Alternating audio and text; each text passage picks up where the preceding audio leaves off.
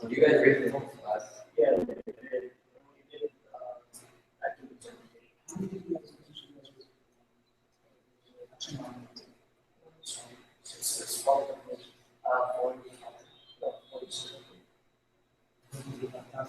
That's what I was going to say. Whoops.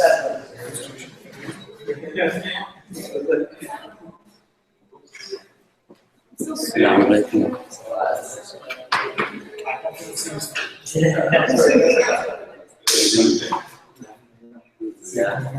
Yeah, you're here too.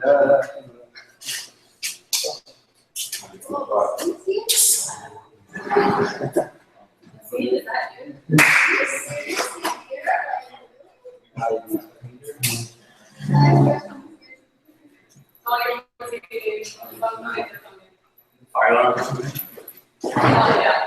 Fire alarm? Yeah.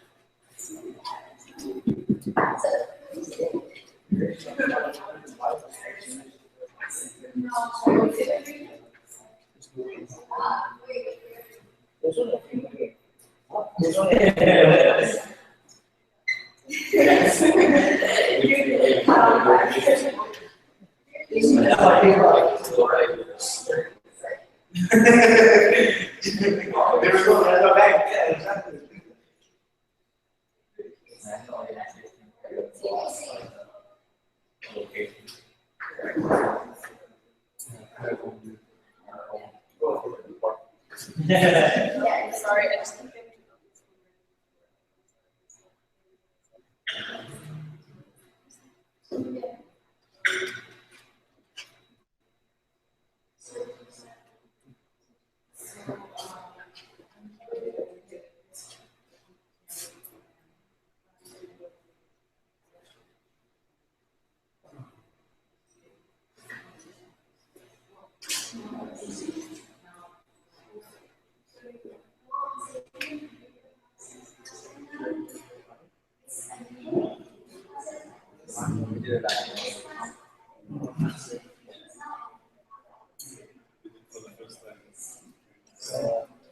Upstate or?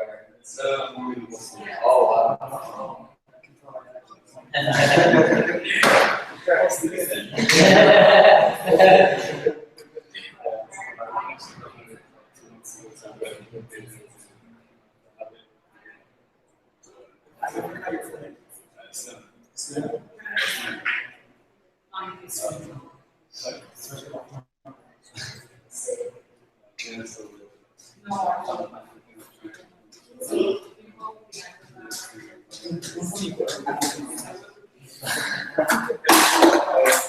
There's no like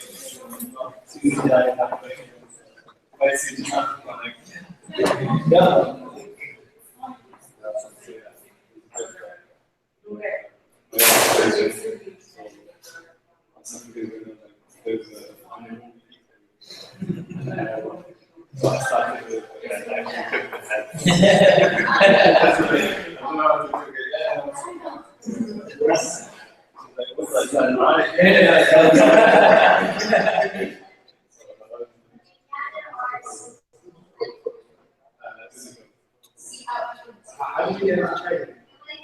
So actually, I was going to university in the UK. And when I started that, I took the degree one since 2003. I was very young. When I got there, it was very natural, very one year. So as a student, I was there with the event to go to.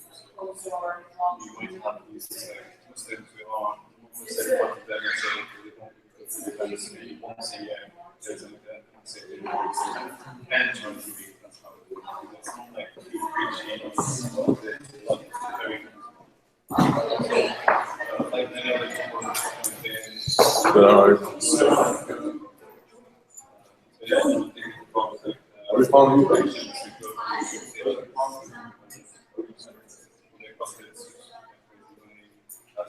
where like weekly running around like all the different of the street people. So whether someone says like this street,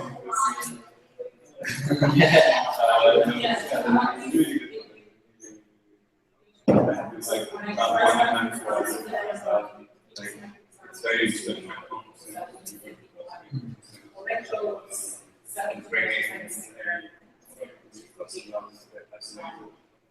From then and saying it's like it was all to be difficult. So it was also very attractive to fashions personally. You're planning to look for something to do to meet people. Yeah. I don't know about you guys. The youngers I know are different, like, oh yeah, I'm born anything outside Europe is just, I don't so yeah, I actually, my family was very out of the city, something to London. It was a very good one. Every year there was the chanting dinner, which was like a great fundraiser. So it happens internationally, coming down, people bring their families, and there's these days where maybe a sister or something will take a cake and setting up in towns. If a brother makes a cake, give that answer, a brother made this.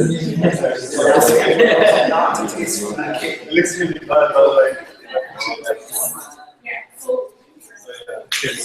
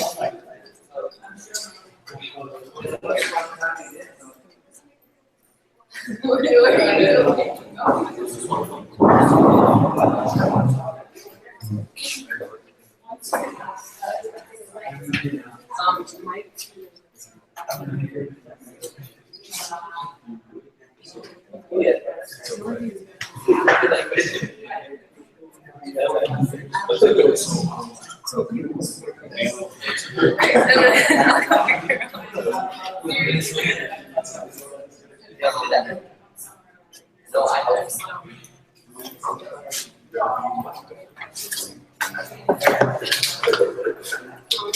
Where's the portion?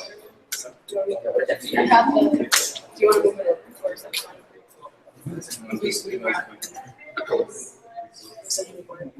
Yeah. Oh, yeah.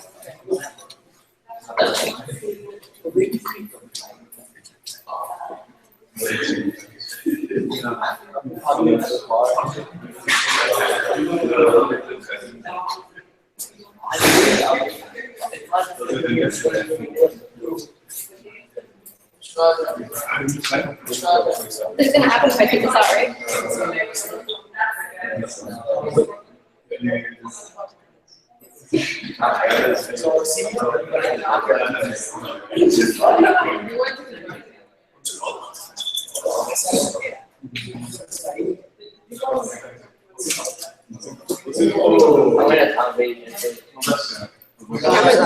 I don't want my face to see like all. No, you're fine. You're fine. No, no. Well, don't do that. Gotta turn on the. What happened? I don't know. Plugged it out. Oh no, sorry. Like it's off, right? I don't know. I just plugged it out and And it then was I like see it. it. Sorry, I shouldn't be like that. I just want to know.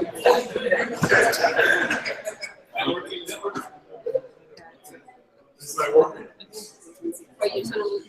Yeah. Okay.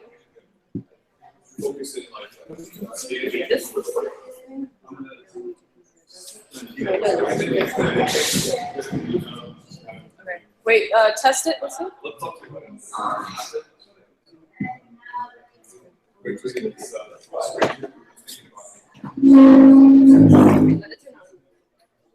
We can use the other app.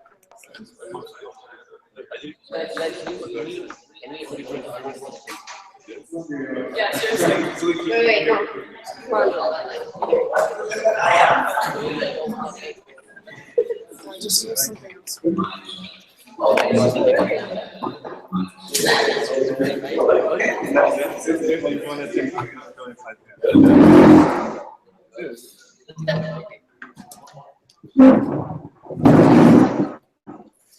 Should we move it? How do we make it? Back.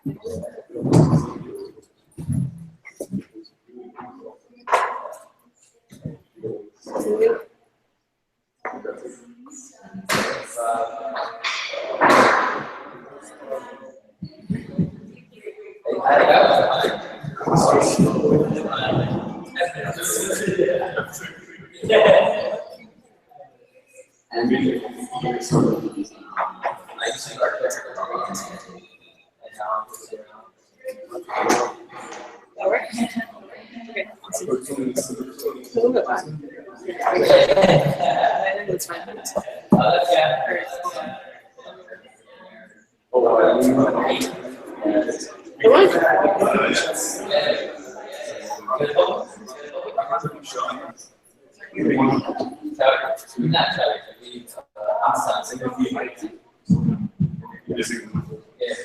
Oh, okay. He's like, oh, yeah. I'll come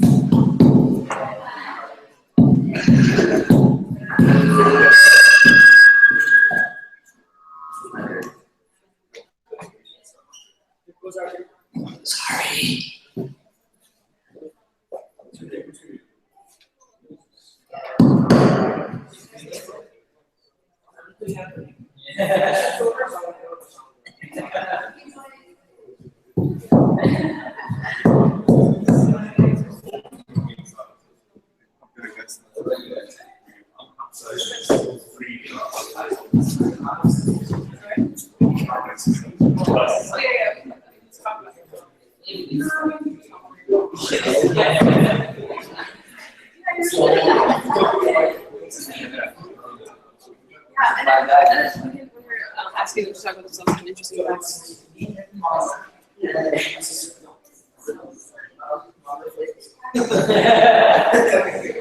Exactly.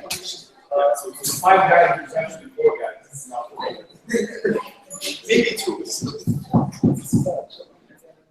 I'm trying.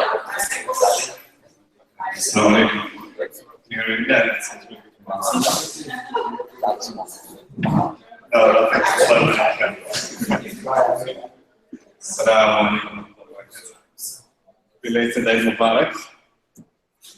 This is the first time I'm actually spending Eid and just actually being married. I just got married, so I'm just trying to embarrass myself.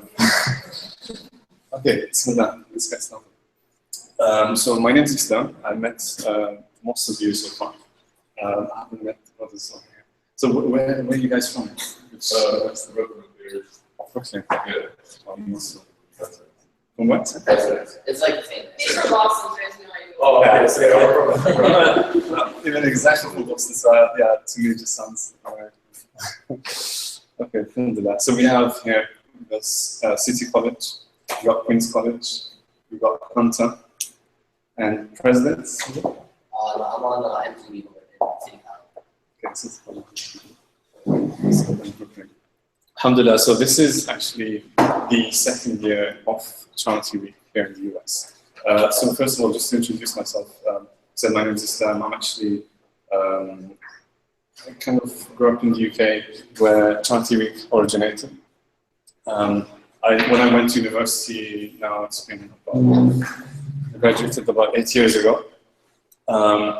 Charity Week, when I started in my first year, it was already happening. It has happened for about 7 or 8 years there, so it's getting very, very mature.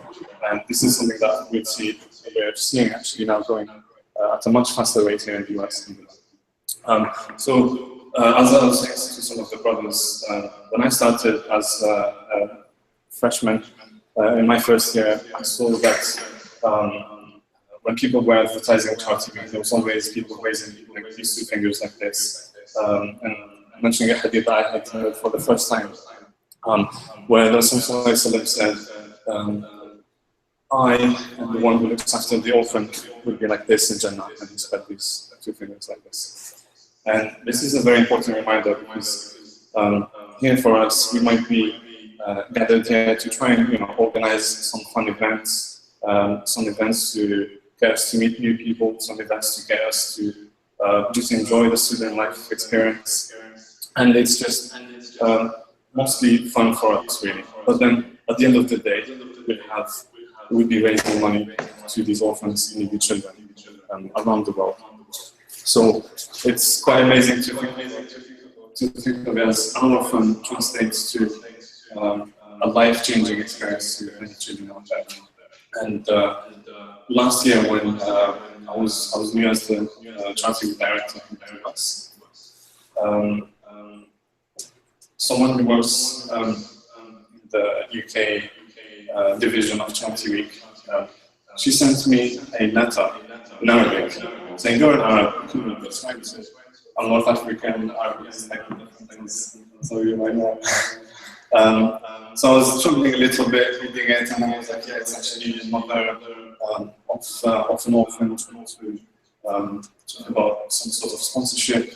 She was making dua for the person, and she was like, this is actually a mother of someone who's been sponsored through charity. Online, this is something like a real person you'd never get to meet that actually has benefited from this. But for us, it's just like sending a few messages here and there, just getting organized and that's it. But there is someone who actually benefited from this. And then she sent me another picture. The second picture was of a folder, lipstick, that had many, many, many letters from children and mothers. That was just one example of so many letters that we get from these mothers who are just writing to thank us. A lot of them, they think it's one person. Dear sponsor of my child, now because of you, my child has gone to university. We're suffering here in Palestine, this and that. They are explaining some of their stories. And it's just amazing. They think it was just one person who's helped them. Every one of them, they think it's that one person. But then from our side, these are just the sponsorships that we try and work on. From our side, it's actually something that if I was by myself, I might have helped that one person.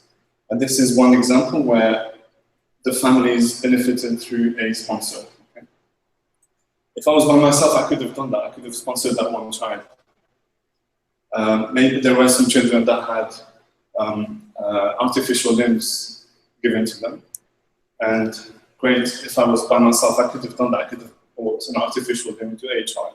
But then what Charity Week did was, with us coming together, putting this money in one pot.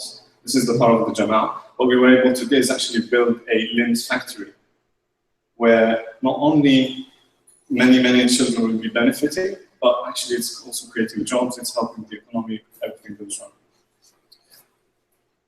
And so just to go back to my story, like I said, I'm from the UK. Charity has been happening there for quite some time. And then I came here to the US, and just moved for my job. There was a new opportunity, took it. Moved to Boston. And then one of the first things that came into my mind, post-university, you've graduated, you think, the thing that you look back into the most is, what did you have fun? What did you enjoy the most back in university? And to me, really, it was Charity Week. I was mostly just, volunteer. Sometimes you show up. Sometimes a brother would come to you with like a sign-up sheet. Do you have like time? We have this time slot. Do you want? We just put you there, put your name down, or here's a sign-up sheet. Just put your name down when you're free, and you do that. So it wasn't really helping with organization or anything. And then when I came to the US, that actually came back into my mind. I was thinking, is there a charity here in the US? There isn't. And then I just wished that I could have been part of it. But then that thought just went away, and I was just busy with getting a job. And then one day I go on Facebook, and a friend of mine, I was at work on Facebook, sorry. A friend of mine posted where we just started Charity Week USA. I was like, whoa, this is amazing. I've already met a few brothers in different universities. I messaged him, was like, yeah, I think I can help you with some contacts. There's some university here and there in Boston that I'm sure they would be interested in. And then here we are, alhamdulillah, a few people. We tried to start a team. So we tried to reach out to a few people. We did that in many different ways. Some of them were just like a friend of yours, like you just want to hang on. You come join me into this Charity Week thing. And then we also tried to stalk people on Facebook, LinkedIn, trying to do some headhunting about a few people. And then it just started to grow organically from there. Alhamdulillah, we had no idea what we were doing, but in the end it worked out. Alhamdulillah, last year we raised, the USA raised about $11,000 on its first year, which is pretty amazing. And here in New York, we had Queens College with us. We had Columbia. I think these were the two main MSAs that took part. And very quickly, to the international team of Charity Week, New York somehow became the center of attention of the US. I just hate to admit it, but you guys think you're the center of the world. But it just keeps on happening, and people are talking internationally. Oh, wow, New York is taking part. Okay, fine. So alhamdulillah, now how many MSAs are we expecting in New York? Six, let me see. So excellent. And the thing is actually part of my work. So I worked in the travel industry. So a few weeks ago, I had the opportunity to travel to Australia. For the first time, I was crossing the Pacific, traveled for a good something like 30 hours. I went to a place that I never dreamed of ever going to. Very, very far away from home. When I landed, like you could hear just the birds. One of the first birds I saw was a cockatiel in the middle of the street. I was like, wow, okay, I'm somewhere pretty far from here. All the noises are very different.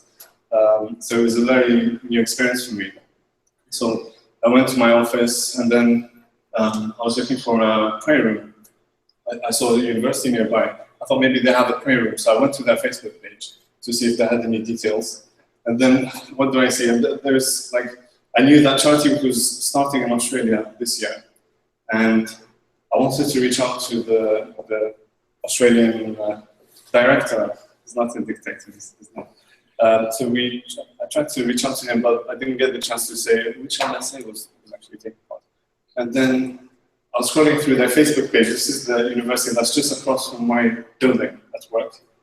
And then it says, UTS is taking part in Charity Week. I was like, subhanAllah, this is, I traveled so far away. I had, back where I live in Cambridge, Massachusetts, about 10 minutes away from my house, MIT is taking part in Charity Week. And here I am, traveled to the Southern Hemisphere. It was summer here and it's winter there in Australia. I was like, oh, okay, this is new to me as well. And here we are, a few minutes away from me, there's a university starting to take part in Charity Week. SubhanAllah. So Charity Week, you might think, is, okay, if I were to ask you, I'm just going to ask you, what is Charity Week about? I'm not going to ask you, but like maybe people from this side, what do you think Charity Week is about? To raise money. To raise money, so for charity, basically, right? It's not really. So charity, the charity in Charity Week is really just an excuse, actually. So this is what I thought for a very long time. I had taken part in Charity Week for a good 3 years or so, until I had the chance once I was sat at a Charity Week dinner at my university. And next to me, I thought it was just a brother sitting next to me, and then we started talking to him. And he turned out to be the guy who launched Charity Week. And then he started to tell me about what the purpose of Charity Week. It was actually, charity was just an excuse. And it was amazing to me that it was so well thought out that I was just looking at the shallow sort of intention behind it, the shallow part of this whole project. So the reason why we say charity is just an excuse is because it's actually a project for unity. In the world, in the Muslim world, we have enough money, we have enough brains, we have some very, very clever people, some very clever minds. It's just the only thing that we're missing is putting all of this together and making use of it. If we really needed money, we could just go to some sheikh and then we will hear this, Habibi, come here, I need some money for this. And such a Habibi. So it's actually not really, that's not what we need the most. If we were just to move money around, it's not such a big problem. It's just like we're not united. The best example that we have is in the Salah. In the Salah, if you have a different view from, say, the Imam, who might do things slightly differently than you, the best thing to do is to actually follow the Imam, and your Salat is, inshallah, accepted. Similarly, if we were to apply the same thing in our day-to-day lives, whoever is the leader, whether it's the father of the house or the mayor or whoever, if we had that, okay, I can differ, I can have a different opinion from you, but because you're the leader and for the sake of unity, what we want to do is the best thing for us is to stick together and not split, because we know that Allah subhanahu wa ta'ala is with the Jama'ah. And as Rasul sallallahu alaihi wasallam said, Allah subhanahu wa ta'ala will not let the Ummah unite upon something that's wrong. So as long as we're together, we know that we're going to be, we're going to make the right choices and everything. That's just what we're missing today. And you might have your, super strict Muslim brother. You might have some like your hippie brother who's like, no man, please chillax. But like you might think these are just like very different people. They're not on the right path or anything. They're not doing what they are supposed to. But then if you put these together, it's like having one entity. Someone is pulling this way, someone is pulling that way, and the end result is going to be that is being balanced. So if we had these two different people, but they were still together, they won't say, "Oh, you're really out of it, and I'm going to be with you." They will still be overall on the medium path. So this is really the sort of the vision of this. It's to try and always promote unity, and it's that one sort of project, because we say it's for orphans and needy children. There will be very, very few people who would say, this orphan is not a Muslim, this orphan is this orphan is that. It's an orphan, it's a child. No one's going to disagree with that. That's why it was such a good excuse, if you know. And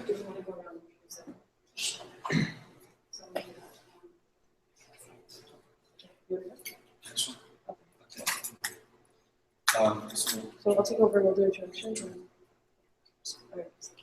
Assalamu alaikum, everyone. Is that coming?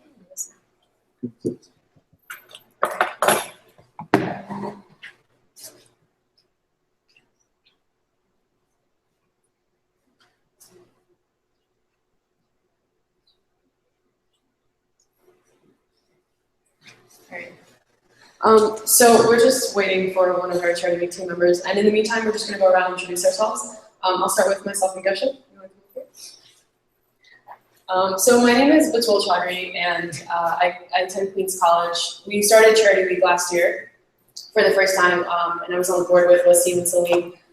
So we have this sister, Fada, that she's in the back. She comes to us with this crazy idea, and she's like, you have to do Charity Week. I'm like, what's Charity Week? Like, what are you talking about? And so she's like, okay, it's this awesome initiative, and we have a meeting with Brother Hassan, and we're just like, we're a board who thinks about like logistics, so we're just like, okay, it's a charity week, we have to plan this. So we were a little bit hesitant, but alhamdulillah, we got on board. Sorry. Yeah, alhamdulillah, we got on board. And it really helped our embassy. It changed the scope of, the way we ran things. And, Brother Ahmed, he's the international director, and he's from Scotland. He goes around and tells a story that, he came to visit us after Charity Week. He came all the way from Scotland just to visit us, right? Because he's like, wow, you guys did Charity Week in the U.S. for the first time. And Alhamdulillah, we raised the most money in the U.S. Not bragging, but $4,600. Just saying. Alhamdulillah. No one's counting. Alhamdulillah. And so he comes to visit us, and one of the brothers stops him at the door of the prayer room, and he's like, "Bro, Maghrib's never been that packed here. Like, there wasn't space to pray." And that was something we didn't anticipate as leaders of the club. You know, we didn't think that, you know, it's gonna change our MSA. And so after we even started having like committees, and we delegated, you know, leaders in our MSA, because we saw that everyone became so active. Everyone came together for a project that was brand new. They didn't know anything about it. They were like, okay, orphans and needy children, you know, we'll help. We'll go around campus. We'll carry these buckets. You know, we'll collect for orphans and needy children. And it's something we just didn't expect, those results, alhamdulillah. And so after that, I started getting involved in Charity Week on the national team. So I'm the New York State rep, which basically means, along with Geshelf and Hawa, we're in charge of the New York institutions. And so we're basically trying to get more institutions on board, and we're here for you, basically. I think that's about it. I'm like, Oh, I think it's the mic, because we're watching. okay. Oh, okay. Yeah. Okay, assalamu alaikum. I don't know if you guys can hear me, but my name is Gashan Khatri. I go to City College. So I heard about Charity Week through QC MSA. They announced it at one of their events. So afterwards, I went up to Batul, and I'm just like, it was like, I think the next week. So they had announced it a week prior. So I'm just like, hey, like, what's this Charity Week you guys are talking about? Like, why don't all the other, like, New York City MSAs know about it? So I think she was very like busy at the time, so I didn't really get an answer. But that's okay. But a few months down the line, she hits me up and she's like, "Hey, are you so interested in Charity Week?" And I'm like, "Yeah, definitely." So she invited me to join the New York team. I think this was like January, February. So we started planning for New York. We started gathering like a whole bunch of contact lists for all the MSAs in New York City, which is a lot. And that was my entrance into Charity Week. It'll be my first year actually participating. So I mean, just like some of you guys, most of you guys. Cool. Yeah, we'll just go around and introduce yourselves. Just say your name. Say your name, your social security number, Yeah. basically everything about you. One interesting fact, your school, your major, and then one really interesting fact. And it can't be your face. Pretty sure everyone can hear me without the mic, but Hassan Muhammad, econ major, Hunter College, and nothing interesting at all. Assalamu alaikum. Wasim Ali from Queens College. I am an accounting and finance major. And I fix planes for a living. You fix planes? Wow. And you have a beard? MashaAllah. Assalamu alaikum, my name is Ahmed. I go to Hunter College. My major is computer science, and I fix computers for them. Assalamu alaikum, I'm Raiful Fadhan. I'm a business management major, and I make furniture as a hobby.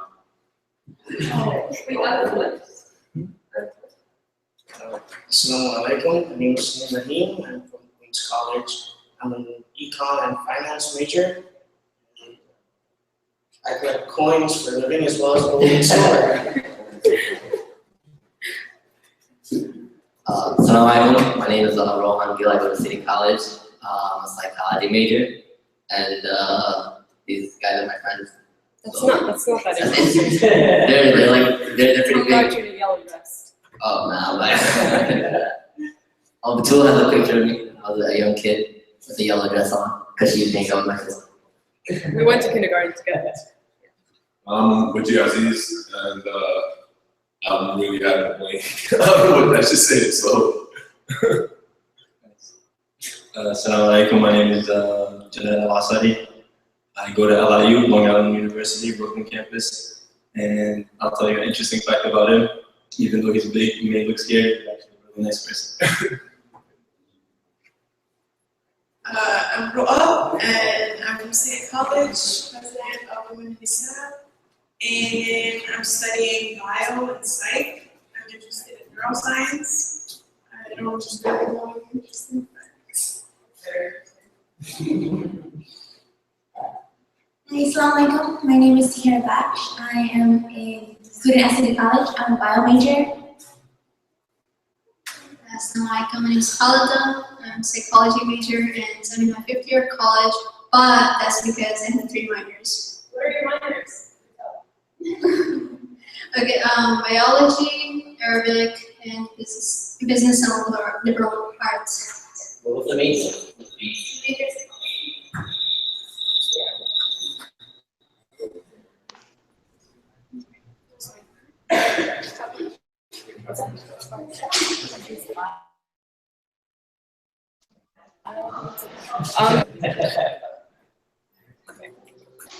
So we're just waiting about 5 minutes for Clemente to come. Sorry, she got late. We're from London and they have tubes. So she's like, I took the tube to Flushing by accident. Girl, tell the subway. So we're just waiting for her. So she'll be another 5 minutes. You guys can. Yeah.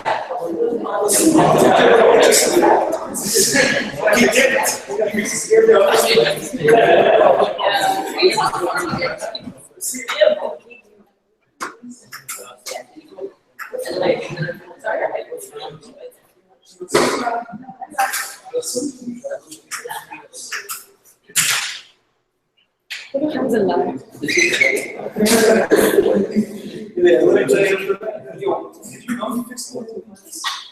I did. Yeah, we were. How did you not?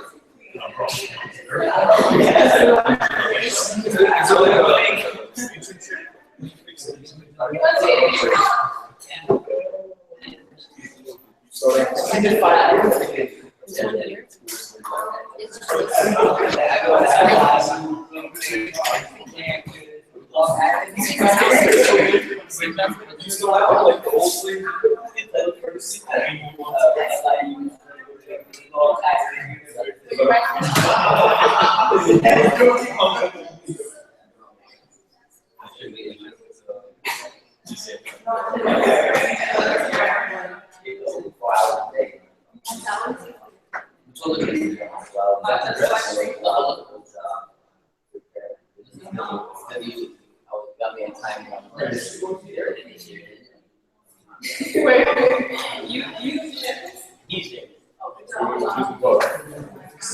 I can show you that.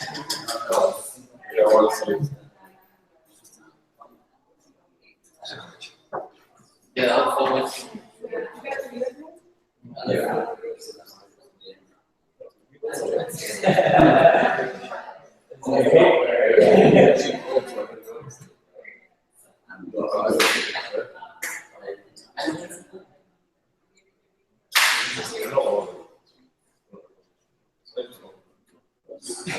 Yeah.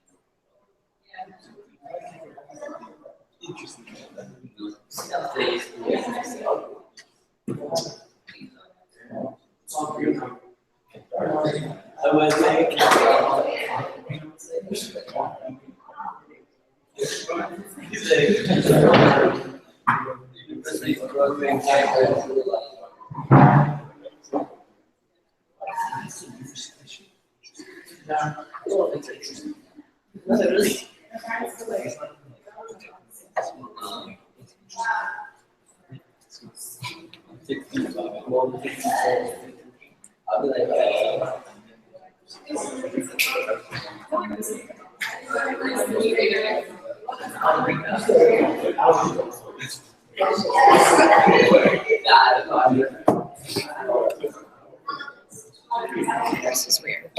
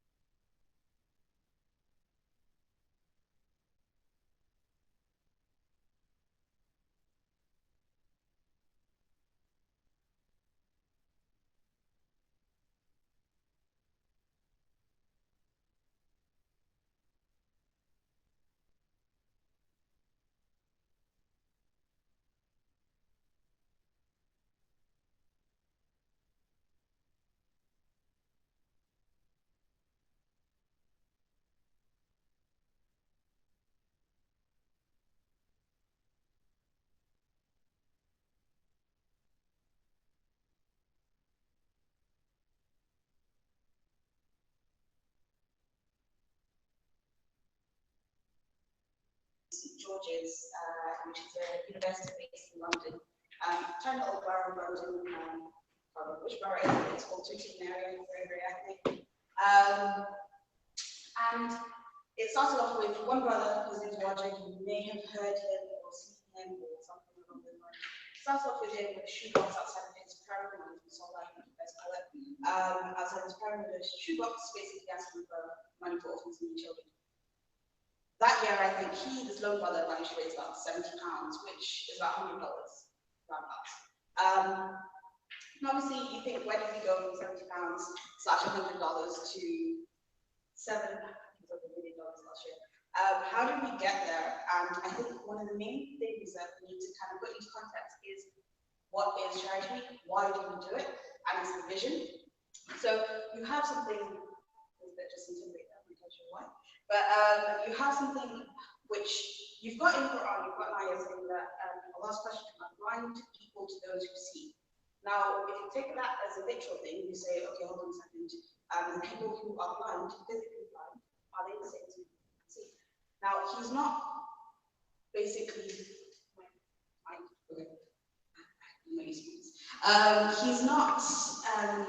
he's not questioning or putting down people who are blind. There are Allah's creations, he loves them equally, whether they can see or can't see. But what he's saying is that those people who can see, those people who have faith, those people who know the truth, are they equal to those who can't? That's what that is. That's metaphorical, that's not literal.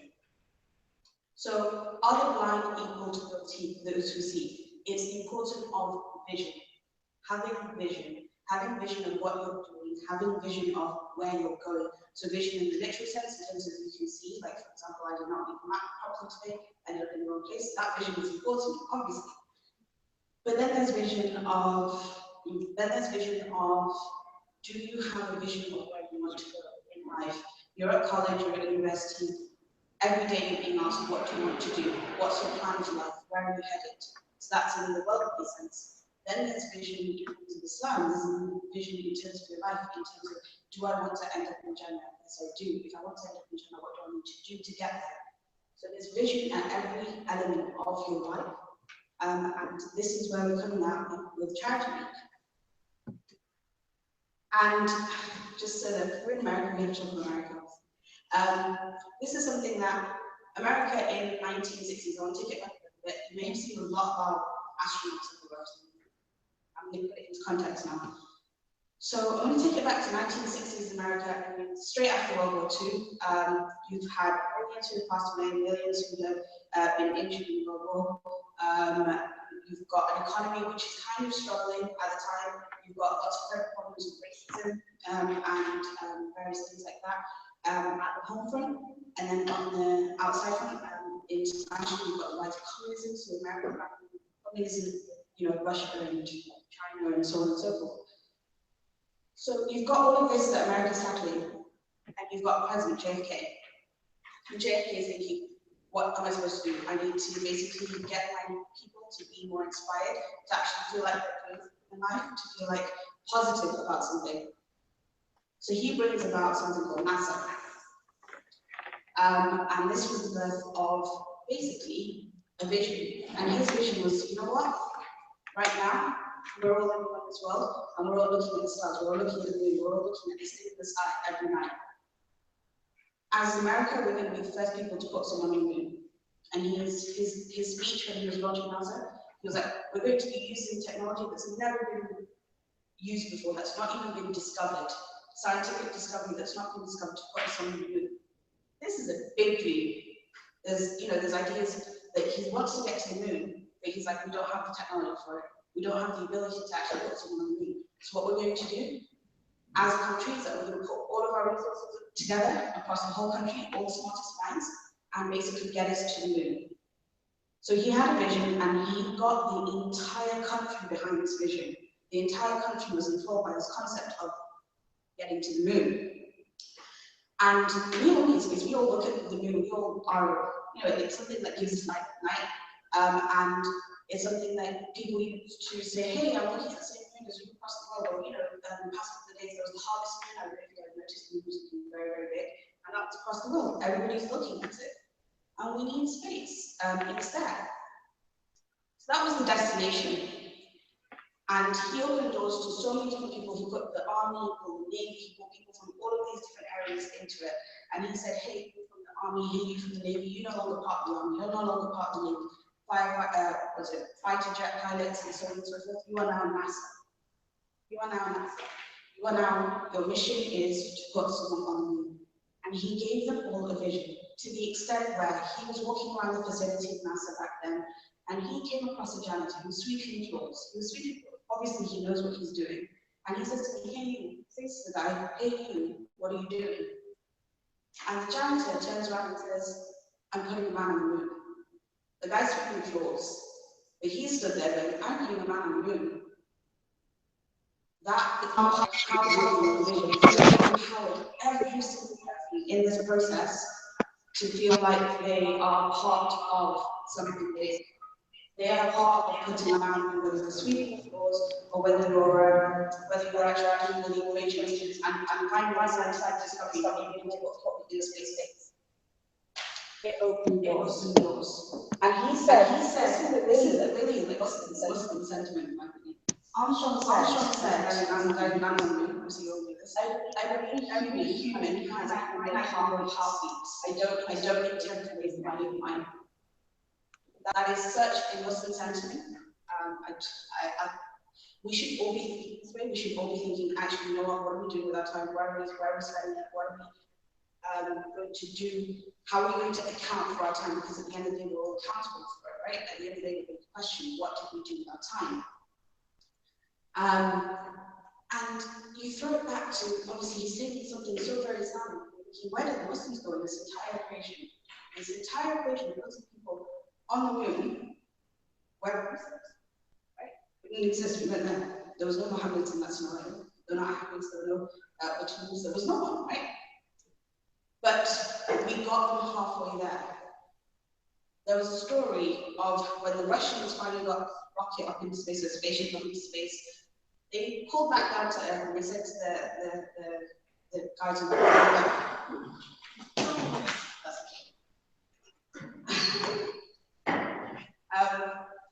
they spoke to the guys on the ground and said, hey, right, this doesn't make sense, right? This must be a big joke. We must have gone to the moon. Somebody must have gone into space. Because they're looking back at the Earth and all of the countries look exactly the same. The Pacific looks where it's supposed to be, Spain looks how it's supposed to look, Italy looks like how it's supposed to look, China looks how it's supposed to look, Australia looks how it's supposed to look. Everything looks how it's supposed to look, but nobody's been in space. So how? How did that happen? And that's because the Muslims in the 13th, 14th, 12th, 13th century, they mapped the stars. They were stood on a street in Baghdad, mapping the stars, saying that, right, so this is where this is where this is. More than 3/4 of the stars in the sky are named after Muslims, but then we never got someone to the moon. We never got someone into space. Muslims went down after that. And now we're all fighting amongst ourselves and we're all kind of in a bit of a bad place, a lot of a bad place. So we lost our vision. We lost why we're here. We lost that we are supposed to work as a ummah, that we are supposed to work together, not against each other, which is what's happening right now. This is what's happening right now in the world. When you look at what's happening across the Middle East, you're looking at what's happening within our own communities, in our localities, whether it's the UK or the USA. We don't really integrate well as communities as it is. We're all kind of ghettoized to a certain extent. I actually don't know if that's true in America, but in the UK, we're very ghettoized. And you know, there's various cultural differences, like, you know, you can't marry that because he's like, you know, African, you know, Asian, and various things like that. Like, we're not thinking like Muslims. We're not thinking like Muslims. And we lost our vision, we lost our purpose, and our purpose is to be an ummah. We've just come out of the Hajj period, and the final sermon of the Prophet, when you come to the day of Arafat, I like to sit and read the final sermon every single year, just to refresh myself, because that final sermon is everything that the Prophet was about. And the main thing that he came out of that, and what he said was that you are brother to the other. It doesn't matter, one Arab is no better than the other Arab, no white person is better than a black person. He basically was saying, we are supposed to work as a ummah, we're supposed to work together, but we're not. So we need to get our vision back. So what we need to do as a community, it may seem like it's, 15 to 20 people in this room, but it starts with an idea. It starts with a concept. It starts with a little bit of effort. And suddenly you've gone from £70 in a St. George's Perron in some random corner of London to some random corner of New York having a concert on you guys, right? Because there was a vision, and suddenly we've gone from £70 to $1 million. That's what we've done. And we've done it because we've gone from the UK to Canada, from Canada to Qatar, from Qatar to Germany, from Germany to the US, and now from the US to Australia. In all four corners of the globe, kind of. Involved in this concept of charity, and that's what we're here for. So we are working towards this concept meeting, and we're not kidding ourselves that charity is going to bring about a united ummah. It's too simplistic to say that. It's far too simplistic. But it's an ideology. It's saying that if we were all to think with unity first, in any aspect that we go forward, if we were to think as a collective first, then we are going to go a lot further than thinking about ourselves or our own communities or our own pocket of the world. Because we're thinking of unity first, and with the youth, with young people of the world, inshallah, going forward, if we were all to embody this, then inshallah, one day, we'll be at a time when we're not looking at pictures of babies in Syria washing up on beaches, inshallah. So this is the vision of charity. This is why we exist. So it's not just a week of charity, it's a week of unity. Unity being unpacked here is something a lot more bigger than what that word means. Okay, so that's my spiel. Any questions, comments, additions? That was easy. Right. Moving on. I'm really conscious that you guys have just been hearing my voice for a while. I'm really sorry. Really sorry. Sorry, can I get this?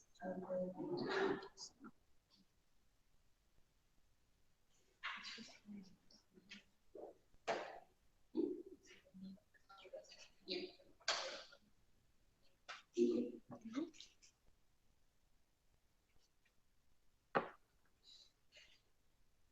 Okay.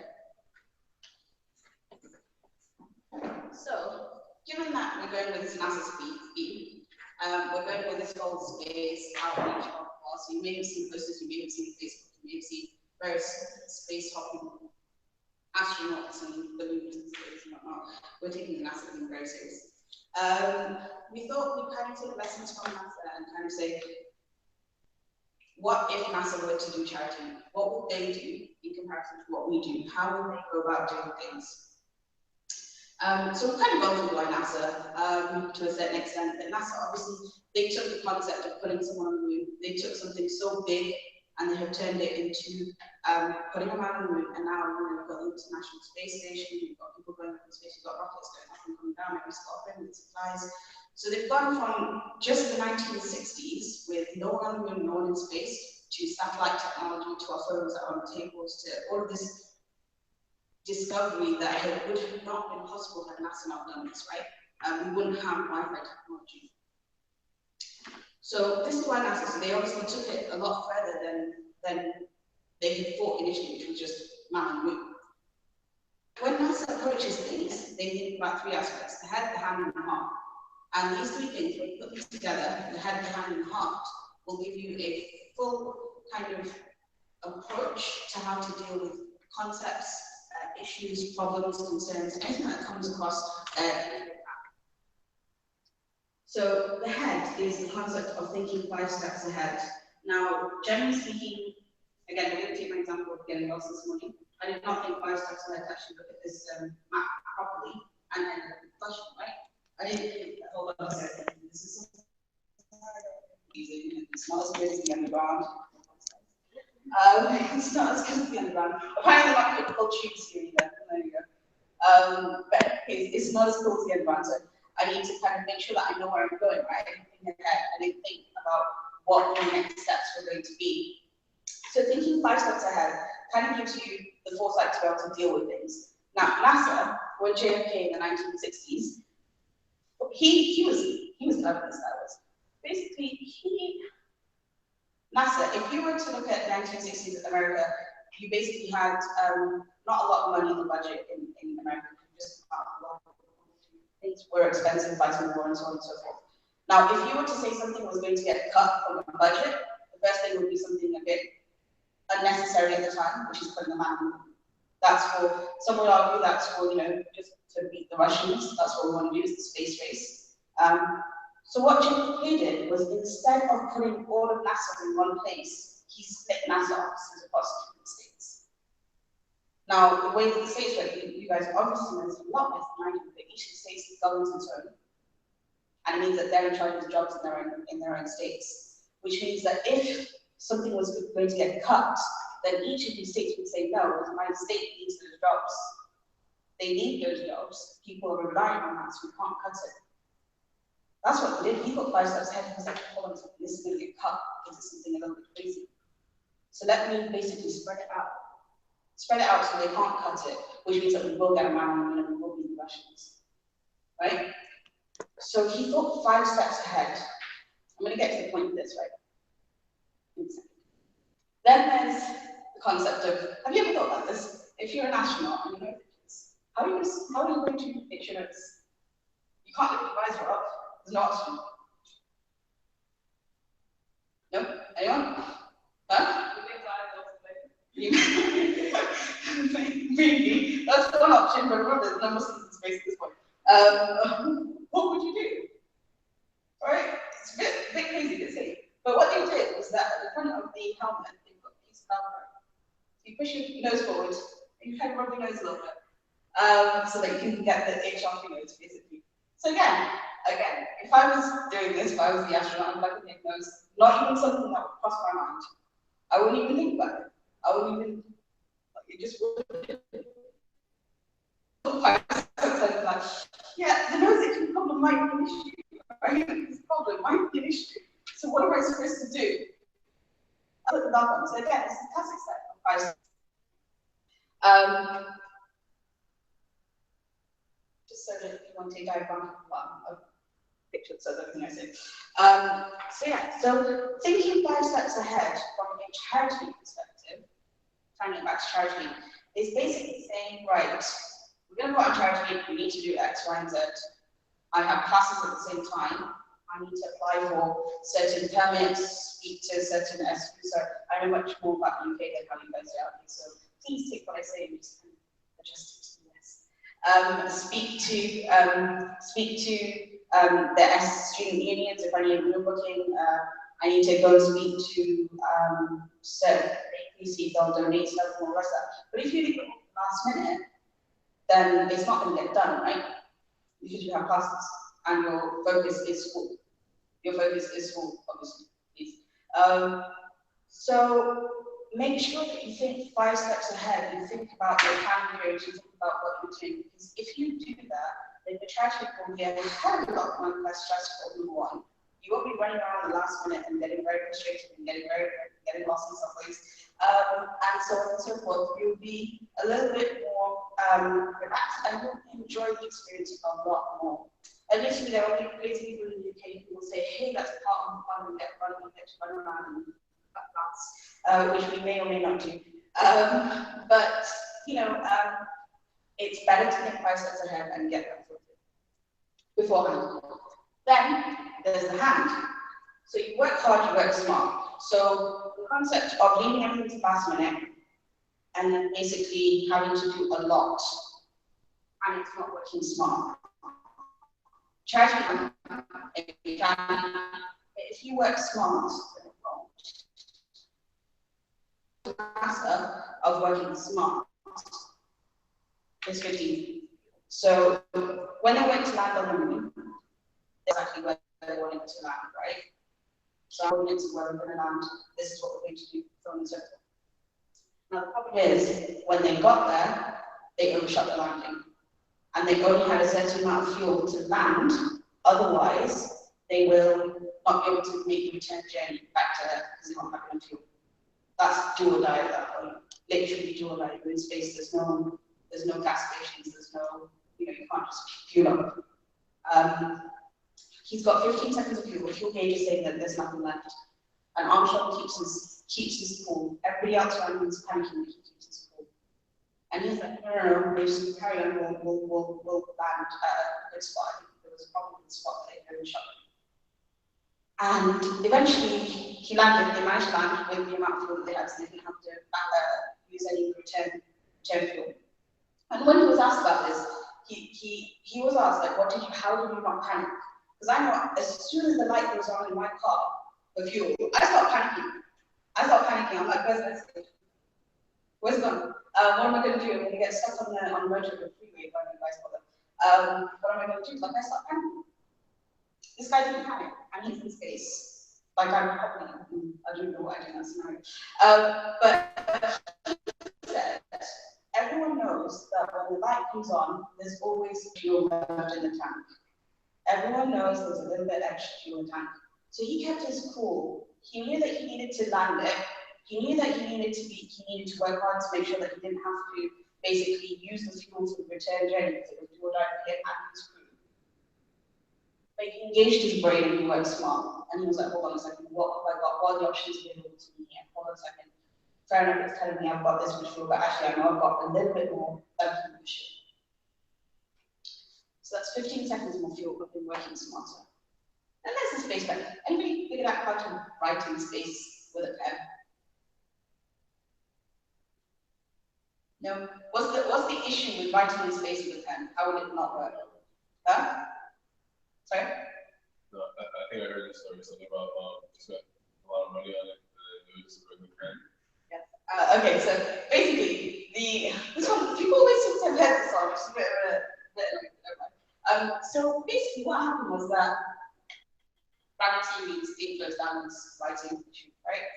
And the NASA basically subcontracted to another company and they spent millions on basically figuring out how they can make an anti-gravity pen. How are we going to write in space with an anti-gravity pen? Spent millions. Then the Russians went up. Well, the Russians were going up and they're trying to figure out how we're going to record everything. What are we going to do? They looked at what they've got in front of them. No, pencils. They don't need gravity. So the Russians, they think because they thinking about spending millions. What we've got, what's in front of us, how are we supposed to use this that we've got in front of us and use it to our benefit? So they sent pencils on. Obviously, this will make me laugh every time. The pencils weren't very rudimentary because I think there were some issues with it. But the point is that they did again instead of working hard, which these guys did with the pen, they worked really hard. Making 8 flow downwards in anti-gravity situations. That's working hard, right? But they did work smart. These guys worked smart because they got what in front of us.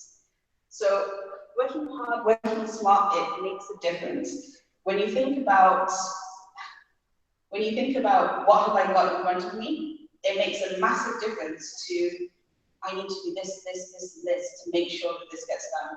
So if, for example, you've got a million things on your to-do list for an event or whatever it is, you've got classes, you've got families, you've got deadlines and so on and so forth, but you also have a team around you, you have people around you and say, right, okay, well, let me stop being so control freaky, and basically delegate and ask for help and put my hand down and say, look, I need some help, you need to give me 10 minutes of your time, for an hour of time, I need to do this, this, and this.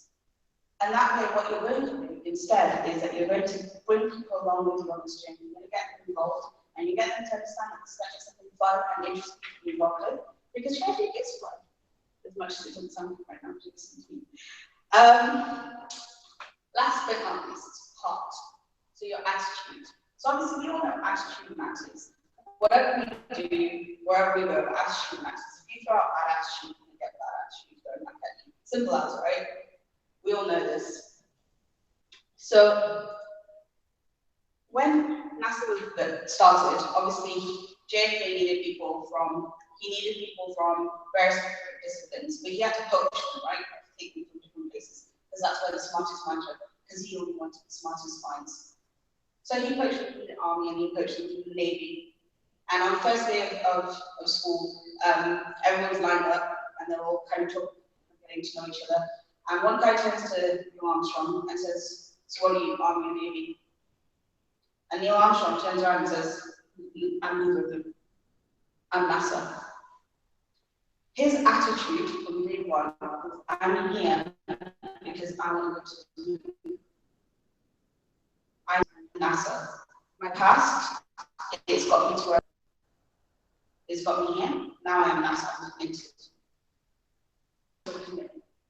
His attitude was engaging. His attitude was of, "I'm here for a purpose, for a vision, for a reason." Going back to this vision at the beginning of the day or the hour. When it comes to charity, taking that on is that attitude of me saying, "Hey, it's not charity week, it's a week of pushing forward the community." So our attitude has to be, okay, so we've got Hunter, we've got City College, and we've got QC here, right? And I think my unit will be taking part as well, right? We've got 5 colleges, unions, what they call them, in the area, and you're all taking part in charity week. Now, that, or the UK regions, is very, very competitive. Like, it's very competitive. To give you an example, in the UK, I think last year, so I went to university in London. So not last year, a few years back, we had my uni, which is King's College, and we had another community called University College London. So you have these 2 universities, and historically they've always been at each other's throats. We've got universities like here, where historically there's always been a bit of rivalry, or is that just in football? Just in football, okay, fine. So this is just generally just constant rivalry. And at the time, there was a cricket bat signed by Pakistan's team. I don't know. Pakistan's team, and basically what happened was, it's a bit segue, but what happened was that this cricket bat got auctioned at dinner for charity at UCL's dinner actually, and went for, I think it was £1,200 or something like that, so about $1,500, £1,200. What happened was that everyone at King's was just like, they just beat us, like, they just got that. They had like a whole load of different things that were up. £1,200 just for a bat. Why did you actually bid for it? They donated it to Kingston, which is the next day. And he said, "You guys use it for your auction." So we used it, and we managed to get £1,500 for it. We were, yes, we won. We're doing it. We've done it. We won. So we got what we need. And then it came down to the final dinner, where it was like all the universities in one place. We came down to the final dinner, and although it totals very much, all the universities are fine, and it's just King's and UCL again. We're like, we got that back. We're fine. We won this. We won this. And then King's comes up first. I'm like, what? What just happened? We got £1,500 for a bat. How did this happen? And then worse comes worse, UCL's total comes up, and the figures are looking really familiar, like similar. And we're like, wait, hold on a second. Turns out, similarities was £5 difference. $8. £5 difference in kind of what's it called, totals. And that was a killer, because it's very, very competitive, it's a big deal. And we're like, what are we gonna do? This is crazy. Like, how did they just win by £5? This is so painful. And to make maths to us, one of my friends was running around the deal with a fiver, and she was like, here you go, and I was like, no, that's not fair. But the point is, by the end of the evening, everybody was up on that stage and took photos together, and the UCL boys were calling the ACL boys and all the rest of that. Because at the end of the day, they brought it back down to why they were doing it. So yes, they pushed each other in the good, they pushed each other for the competition element, but they brought it back to, we are here for charity, in the same way that our Navy, no, I'm NASA. We're here for charity, we're here for the orphans and needy children, we're here to do some good together. Then, it's basically together. Sorry, that's last slide. Houston, we have a problem. So when they say Houston, we have a problem, they say we have a problem, right? That's what we say all the time. I don't know if they actually say it, but there you go. Houston, we have a problem. It's we. So whether it's in your institutions when you're planning charity week, or it's as a team in the US, as the US national team, or whether it's as charity week, or whether it's a Muslim, we have a problem. We have a problem in the Muslim Ummah. We have a problem. We know this. we know this, we have a problem, so we're gonna work towards making sure that we can do all that we can do for it, from our little localities, because we're all thinking along the same lines. When if we're having a problem in our institutions, we don't leave it to one person and say, hey, this is your problem, you go deal with it. We say, okay, hold on, what's the problem? Let's work it out, let's work together, let's figure it out, and let's go forward and make sure that this works for us. So we have a problem. I think this is the main point of this whole spiel, is that when we work together for all of it. Not for the good times, for the good times and the not so good times. But you work together for all of it, and suddenly it's all good times for us. So we look back and we bad times and bad times. Because that's the whole point. Okay, right. I think you didn't get rid of me now. I think the tool's up. Actually, hold on. Any comments, questions, concerns, problems at this point? By the way, if I'm going too fast, please let me know. If you don't understand what I'm saying, please let me know. No? Okay, right. The tool.